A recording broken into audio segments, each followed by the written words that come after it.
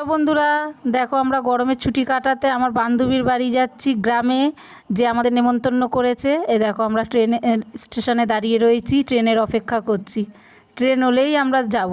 আমার বান্ধবী অপেক্ষা করছে ওখানে।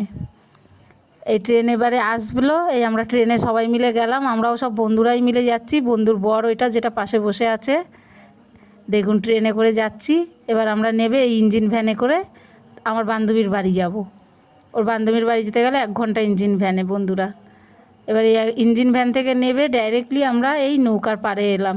ওদের এটা পার করতে গেলে একটা ছোট্ট নদী পার করতে হয় নৌকা করে।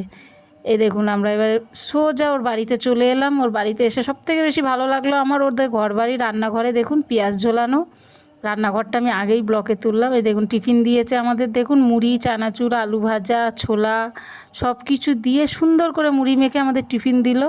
এই আমাদের রাঁধুনি, আমার বান্ধবী যে এসেছিলো সে রাঁধুনি, সে রান্নায় বসে গেল। মাছের ঝোল, ভাত, চচ্চড়ি, চিংড়ি মাছ দিয়ে, কুমড়ো দিয়ে, পুঁইশাক দিয়ে চচ্চড়ি, এই খেতে বসে গেলাম। প্রথম খাবার চচ্চড়ি দিয়ে কলা পাতায় খাওয়ার, খুব সুন্দর লাগলো কলা পাতায় খাওয়াটা।